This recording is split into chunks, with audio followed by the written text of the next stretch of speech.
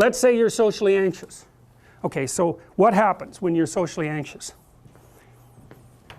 You go to a party, your heart's beating.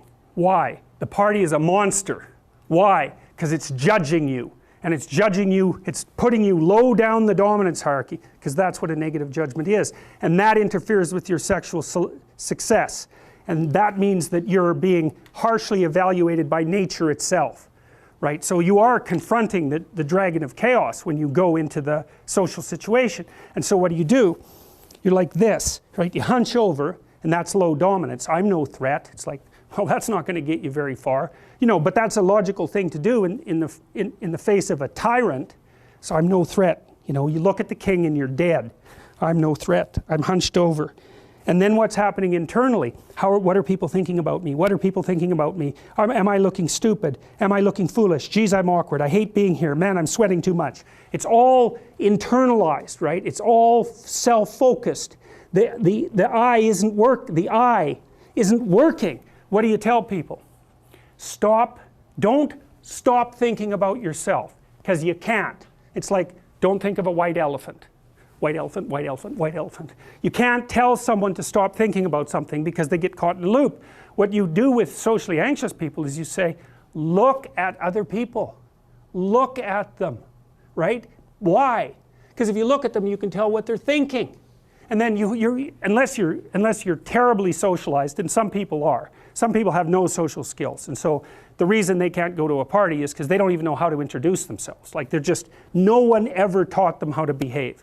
And so they're really good candidates for behavior therapy, because you walk them through the process of how you actually manifest the procedures that are associated with social acceptability. But most people aren't like that. They have the ability. So if they're really introverted and high in neuroticism, they can usually talk quite well to someone one-on-one. Why? Because they look at them. Well, if I look at you, it's another thing to do if you're ever speaking to a group of people. Never speak to the group of people. That doesn't exist. You talk to individuals, and then they reflect for you the entire group, because they're all entrained. So you look at one person, they broadcast to you what everyone's thinking, and you know how to talk to one person. So it's easy.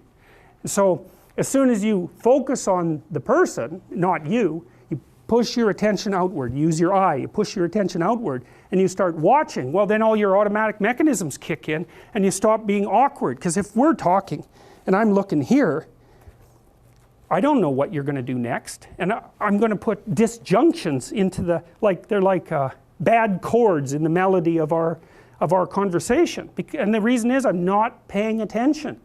So that's why the eye is the thing at the top of the pyramid. It's like the thing that enables you to win the set of all possible dominance hierarchies is the eye. Pay attention. Pay attention. That's the critical issue. That's why the Egyptians worshipped Horus. That's why Horus was the thing that rescued Osiris from the depths. It's the capacity to pay attention. What do you pay attention to most? What your right hemisphere signals as anomalous. It attracts your attention. It's like, this isn't going quite right. I'm not looking at that. Wrong. That's what you look at. That's what you look at. What's not going right. Because that's the terrible monster that might eat you, but it's also the place you get all the information.